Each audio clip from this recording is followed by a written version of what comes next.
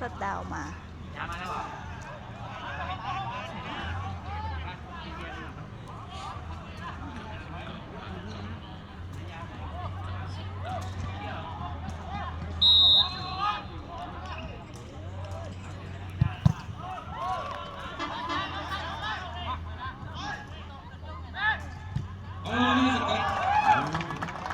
รรมการว่าให้เมื่อวานได้ยน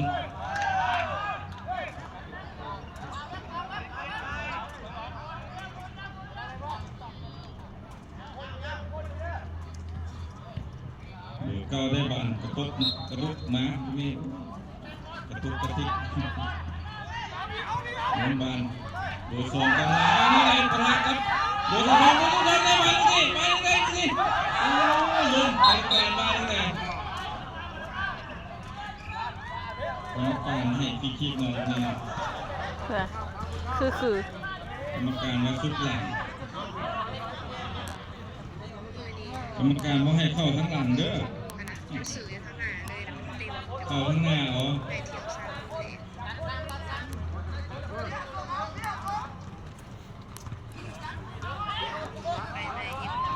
ดูซิปกระโดดเข้าไปเป็นคนเสิร์ฟยืนลุ้นกันสองคนเปิดไฟมาเนี่ยแข็งเกินไปตู้18ตู้บางตั้งใจ ลักษณะจะได้ขึ้นบ่จากนั้นโดยผู้สามตูลูกฝนอุ้ยเปิดบานพอดีนี่ยังได้อยู่เตี้ยได้บานแท็กได้แท็กส่งให้เสียงว่ายังไงยังเรียกไปได้อยู่ยังได้บานอยู่นี่ว่ายังไงแท็กได้บานบอลยิง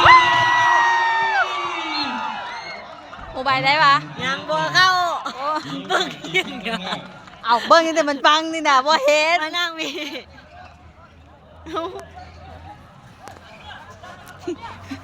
หมอบายมีโอกาสลุ้นเป็นประตู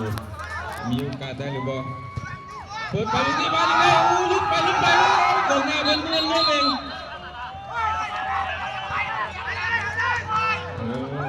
ได้คิดเงานี่นะตั้งใจขึ้นจากหน้าประตูตัวเอง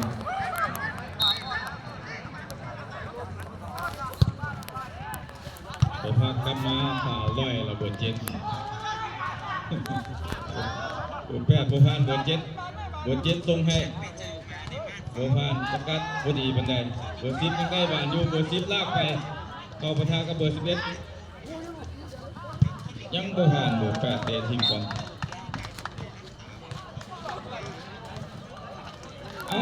วันนี้ทีมอบไม้ให้โคศกพันได้อลิมันมาแล้วงานส่วงงาน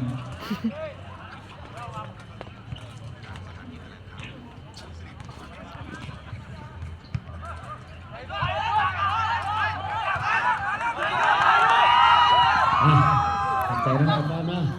ทางคนก่อนช่วง8 นาที 9 นาทีเนาะวันนี้ก็เป็นการเจอกันระหว่างทางโมบายมันเท่านั้นกับทางซัพพลายโลจิสติกส์เนาะมาเล่นกันไอซีได้สระไอซีเข้าไปซิงทีนึงกับทางฟิตแพนมันเท่านั้นเขาตอนนี้เพิ่นยืนท่าอยู่เพื่อเราเนาะตอนนี้มาลุ้นนำกันตอนนี้นาทีที่9เนี่ยมันมีสกอร์โมบายเลยแหละโมบายยืดใส่นะผู้คำอยู่นี่คือกันเนี่ยโมบายกับฟิกแพนจวดกันตลอดจะถามมันวันจะทำงานแต่โมบายมันนี่มาในชุดสีทะเลคนเอาและการทางส่วนที่มาและเป็นทางซัพพลายโลจิสติกส์ของตอนนี้เสือพอดีอัดซีดเลย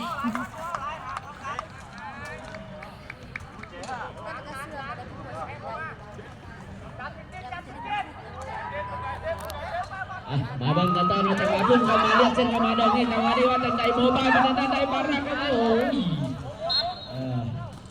บ่ได้เนาะออกหลังไปเนาะกรรมการเป่าให้เป็นบาเริ่มต้นกันใหม่จากหน้าประตูของทางตั้งมาสปรายเนาะวางโด่งยาวเข้ามาจังหวะที่ว่าจังใจยังมงโยง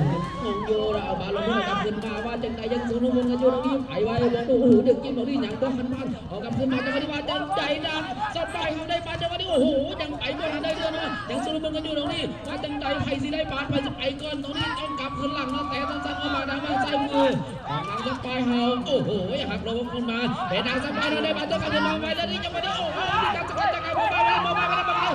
ลกลับขึ้นมาไว้ได้ดีกันเข้าดูนี่ว่าเป็นไงบ่หักลงโอ้โหนี่จังหวะบาลดอกนี้เรายังสวยงามกันจ้า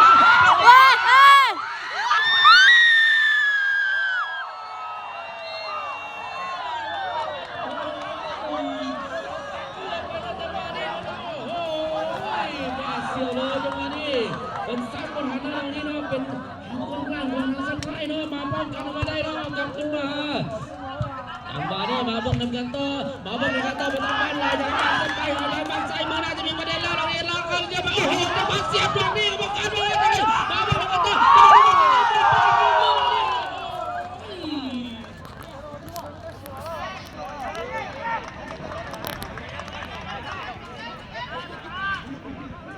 โอ้โหเริ่มต้นกันไปเนาะจากหน้าประตูเลยผ่านดงยาวเข้ามาทางฝั่งซ้ายมือตรงนี้ผ่านกันเลยมือละออกทางไปเนาะมาลุ้นกันหน่อยเนาะสปรายโลจิสติกเรายังได้บานโยนอยู่ยังได้บานโยนอยู่เนาะโยนเข้ามาตรงนี้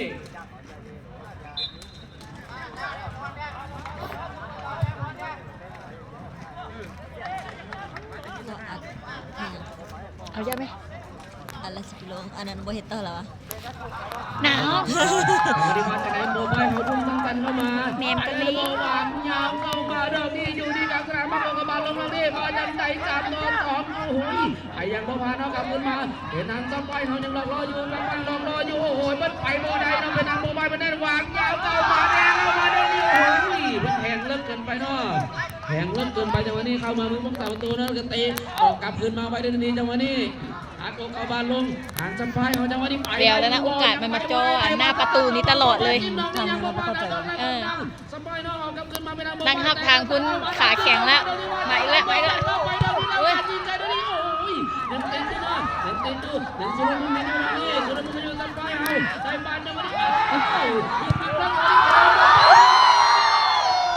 มาเข้า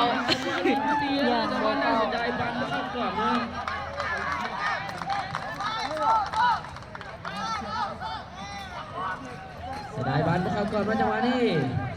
มาลุ้นกันใหม่หวานดงยาวขึ้นมาจังหวะนี้ว่าจังใจบอลก็เดินลงมือเรากลับขึ้นมายังตุลมุนกันอยู่ยังหลอกล่ออยู่ไปได้หนึ่งบอลโอ้โหไปโบได้เราดอกนี้ยิงผ่านเข้ามาสั้นๆเข้ามาลำป้ายดังป้ายเราเข้ามาแล้วทางฝั่งซ้ายมือดอกนี้โอ้โหมันไหลค่อยเกินไปโดยไปทางโมบายเมื่อกี้บาทำไว้ได้ดอกนี้แต่โมบายก็ยังไม่โบได้นะพิสกัดข้างมาเนาะกรรมการเป้าไว้เป็นบานโยนเนาะเป็นบานโยนอีกครั้งนึงโอ้โหเป็นโยนนะพี่น้องอย่าตีเนียนนะเว้ยตีเนียนก็ได้แล้วเราก็การเบิ้งอยู่แล้วนะมาโยนกันไปขึ้นบ้านเขากลับขึ้นมาสบายเขาเอาบอลลงแรงมาเขากลับขึ้นมาดอกนี้ว่าใจสบายเท่ากันเบิ้งไกลดอกนี้โอ้โหยังบอกเขาเกือบเส้นเคยนะ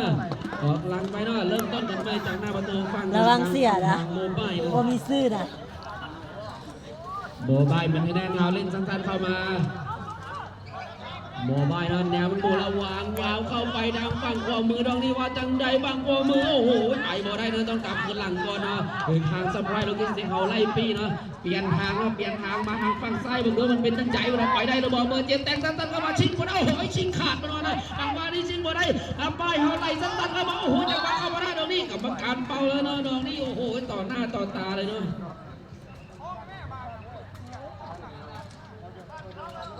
สกัดดอกนี้นะกรรมการปังเป็นฟลิกคิกนะของทางฝั่งทางซับไพรส์โลจิสติกเรา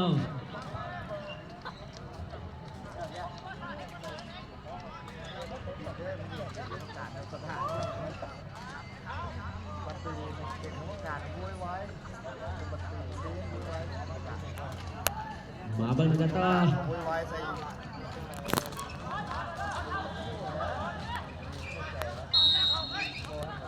มาบังคับต่อจังหวะนี้ว่าจังใจโยนตัวเข้าไปนี่โอ้ยผู้สาประตูเราปัดออกหลังอ่ะ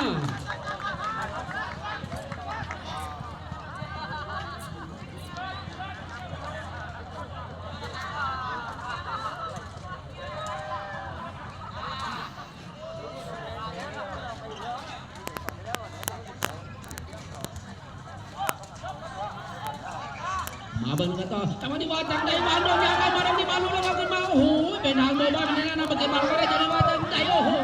จังมาว่าจะเข้าสปีดเนาะถึงจะสกัดออกไปก่อนเนาะจังหวะนี้เป็นทางโยนโยนสั้นๆเข้ามาต้องเอาไหลยางห่างแตะเข้ามาอ้าวยังบ่ผ่านเนาะออกกับไปโยนไม่เหรอเนาะเป็นโยนไม่โยนโดนเข้าไหมครั้งหนึ่งโดนเข้ามาบาดอยู่กลางสนามตรงนี้ไปได้หรือบอกไปบ่ได้ไปทางสปายนะบังเก็บบาดก็ได้ตรงนี้แล้วไปเอาแทงเข้ามาทางฝั่งซ้ายมือตรงนี้โอ้โหถึงเข้าประกบกันสองคนเดียวสปายหาจังหวะนี้ยังได้บาดอยู่ไหลสั้นๆเข้าไปครั้งหนึ่งจังหวะนี้โอ้โหเขี่ยหลังโมไปมันมาแล้วโอ้โหเขี่ยหลังโมไปเกินกับลุ้นเข้ามาจังหวะนี้ว่าจังไดโมบ้านมันแน่นหนาวดังบังบอมือไปได้หรือบอกหักเข้ามาตรงนี้โอ้โหหักงานแล้วแต่โมได้ไปทางสปายได้วาดแหงยาวเข้าไปจังหวะนี้ซิ่งมือบอลโอ้โหไปหมดแล้วลุงนี่บดซิ่งขอล่ออย่างเดียวกันวะนะกลับขึ้นมาว่าจังใจดึงสกัดดอกนี่ล้มลงไปกับประกาศบอกว่าจังใจไล่มาต่อเลยดีจังหวะนี้ว่าจะได้ไล่มาต่อเดี๋ยวกันจังหวะนี้เอาไปยิง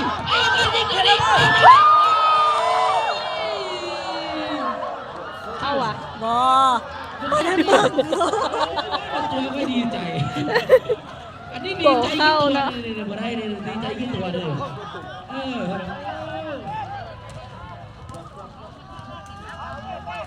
โอ้โหจังหวะยิงเมื่อกี้น่าเสียดายเนอะจังหวะนี้มาลุ้นกันใหม่เนอะมาลุ้นกันใหม่ว่าจังใจโมบายไหลหอยทางฝั่งโมมือโมบายโอ้โหเข้าใส่ใหญ่เข้าใส่ที่เลยจังหวะยิงตรงนี้มันสกัดก่อนเนอะออกข้างไปเนอะกรรมการที่มาโยนข้างเนอะโยนสั้นๆเข้ามาไปได้เลยบอกโอ้โหยังติดอยู่เนอะยังติดอยู่ตัวมุนก็ต้องรีบมาแล้ว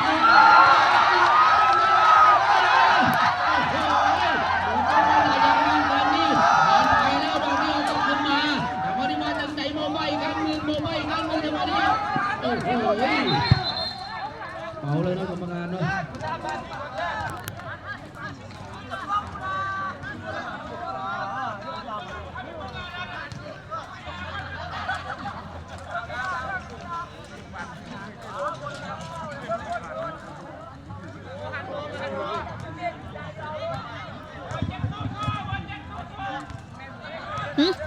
โปรเจกต์สู้เบอร์ 7ขอโทษ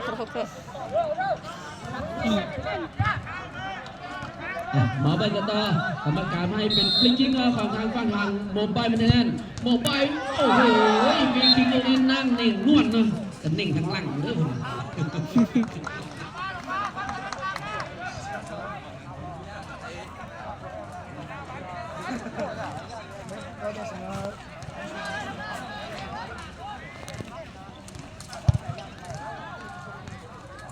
โตโน่วางยาวเข้ามา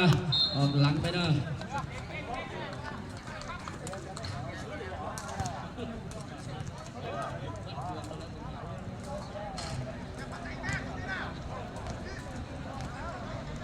มาเบิร์กันต่อเนาะเริ่มต้นกันใหม่ไหลสั้นๆเข้าไปทางฝั่งขวามือของทางฝั่งโมบายนะ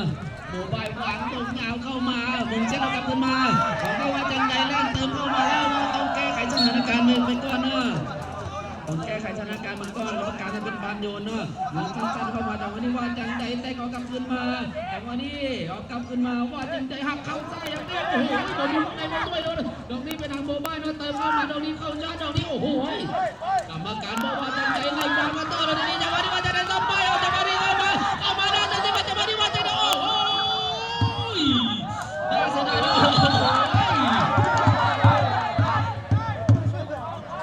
จักนาทีละเบิ่งดูจักนาทีละ19 นาที 54ตาคือเป็นนั่นนี่วะหมูเห็นม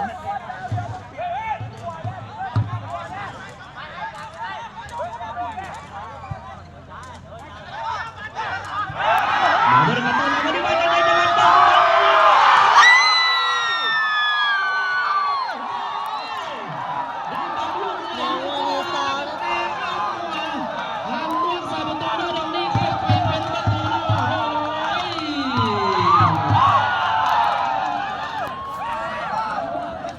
แล้วโอกาสโมบายมันสูงจอประตูตลอด